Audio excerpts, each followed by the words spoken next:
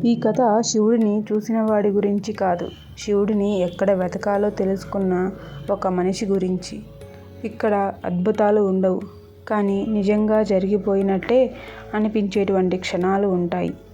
ఈ కథ చదువుతుంటే మీరు ఒకచోట ఆగిపోతారు. ఎందుకంటే ఇది శివుడి కథ కాదు, ఇది మీ కథలా మారేటువంటి ఒక మనిషి కథ. ఇప్పుడు మనము కథలోకి వెళ్ళి తెలుసుకుందాం. శివుడు ఆకాశం నుంచి దిగిరాలేదు. అతను ఈ కథలో ఎవరూ గుర్తించినటువంటి ఒక మనిషిలా వచ్చాడు. మీరు చివరి లైన్ వరకు చదివితే ఒక విషయం అర్థమవుతుంది. శివుడిని ఎప్పుడూ బయట వెతకకూడదని. నగరానికి దూరంగా, రైల్వే పట్టాల చివర ఎవరూ పట్టించుకొని ఒక చిన్న కాలనీ ఉండేది. అక్కడి ఇళ్ళన్నీ ఇటుకలతో కట్టినవే, కానీ ఆ జీవనాలు చాలా బరువైనవి. ఆ కాలనీలో ఎవరికి ప్రత్యేకంగా కనిపించని ఒక మనిషి ఉండేవాడు. అతని పేరు నరసింహం. నరసింహం అంటే పేరుకే బలమైన పేరు, కానీ అతని జీవితం మాత్రం బలహీనతలతో నిండిపోయింది. రోజు తెల్లవారుజామున 4:30కే లేచి రైల్వే యార్డుకి వెళ్ళేవాడు. కూలి పని. ఎవరైనా పిలిస్తే వెళ్ళడం, పిలవకపోతే కూర్చోవడం. అతని జీవితం అలాగే సాగిపోయింది. ఏళ్ల తరబడి చిన్న వయసులోనే తండ్రి మద్యం వల్ల పోయాడు. తల్లి ఆ బాధను భరించలేక కొన్ని సంవత్సరాల్లోనే మౌనంగా వెళ్ళిపోయింది. ఒక చెల్లెలు ఉంది. ఆమె పెళ్లి కోసం నరసింహం తన జీవితం మొత్తాన్ని నిశ్శబ్దంగా త్యాగం చేశాడు. ఎవరితోనూ గొడవలేదు, ఎవరితోనూ నవ్వలేదు. నరసింహం నవ్వును ఎవరూ చూడలేదు. అతని గదిలో ఒక మూల ఒక చిన్న ఫోటో ఉండేది. అది దేవాలయం నుంచి తెచ్చినది కాదు. రోడ్డు పక్కన ఒకసారి చెత్తలో పడి ఉన్న శివుడి ఫోటో అది. ఎవరో పారేశారు. నరసింహం దానిని తీసుకువచ్చి గోడకి ఆనించి పెట్టాడు. ఎందుకు తీసుకొచ్చావని ఎవరు అడిగితే అతను ఒక మాటే చెప్పేవాడు. ఎవరికీ అవసరం లేకపోతే దేవుడికైనా అవసరం ఉండాలి కదా. అతని పూజ ఎవరూ గమనించరు. దీపం లేదు, ధూపం లేదు.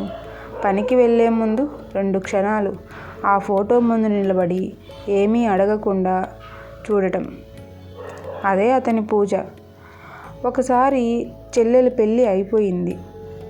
అందరూ వెళ్ళిపోయారు. ఇల్లు మొత్తం ఖాళీ అయిపోయింది. అప్పుడే నరసింహం జీవితంలో నిజమైన ఒంటరితనం మొదలైంది. పని, గది, నిద్ర, నిద్ర, పని, మధ్యలో మాటలేమీ లేవు. కానీ ఒకరోజు రైల్వే యార్డులో ఒక ప్రమాదం జరిగింది. బరువైన ఇనప దుంగ నరసింహం కాళ్ళపై పడింది.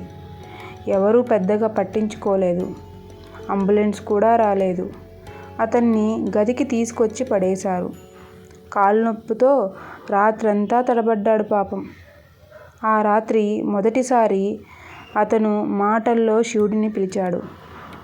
శివా, నువ్వుంటే ఇలా ఒంటరిగా ఉండేవాడిని కాదేమో అని. అది ప్రార్థన కాదు, అది ఒక అలసిన మనిషి తనతో తానే మాట్లాడుకున్నటువంటి మాట. ఆ రోజు నుంచి నరసింహం నడక మారింది. అతను నెమ్మదిగా మారాడు. మాటలు తగ్గాయి, చూపు లోతైంది. యార్డులో కొంతమంది అతని దగ్గర కూర్చొని ఏమీ మాట్లాడకుండా ఉండేవారు. ఎందుకంటే అతని మౌనం చాలా బరువుగా ఉండేది, భరించలేనంత. ఒకరోజు ఒక యువకుడు తాగి వచ్చి పట్టాల మీద కూర్చున్నాడు.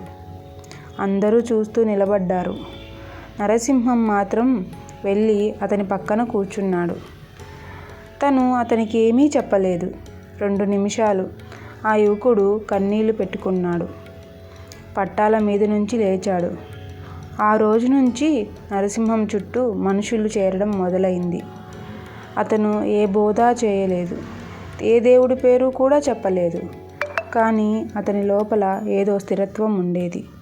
ఒకరోజు రాత్రి నరసింహం తన గదిలో నిద్రపోతూ ఉన్నాడు. ఉదయం లేవలేదు. వార్త కాలనీలో నెమ్మదిగా పాకింది.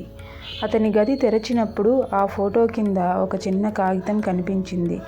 దానిలో ఇలా ఉంది: నేను దేవుడిని వెతకలేదు. నా బాధలో ఒక మౌనం దొరికింది. అదే శివుడు. ఆ రోజు నుంచి ఆ కాలనీలో ఎవరూ ఆ గదిని తాకలేదు. కానీ అక్కడ కూర్చుంటే మనసు బరువు తగ్గుతుంది. ఎందుకంటే అక్కడ శివుడు దిగివచ్చాడు కాబట్టి కాదు, ఒక మనిషి తన బాధను పూర్తిగా అర్పించాడు కాబట్టి. ఓం నమఃశివాయ. ఈ కథ ఇక్కడ ముగిసింది. కానీ శివతత్వం ఎప్పుడూ ముగియదు. శివుడు దీపంలో ఉండడు, ధూపంలో ఉండడు, రాయిలో మాత్రమే ఉండడు. బాధను మాటలుగా కాక మౌనంగా భరించినటువంటి ఒక మనిషిలో ఉంటాడు. ఏమీ అడగకుండా జీవితాన్ని అంగీకరించిన హృదయంలో ఉంటాడు. మీరు ఈ వీడియో చివరి వరకు వచ్చారంటే మీ లోపల కూడా ఏదో ఒకటి నిశ్శబ్దంగా మారిందంటే అదే శివదర్శనం. ఇప్పుడు కళ్ళు మూసుకోండి. ఒక లోతైన శ్వాస తీసుకోండి.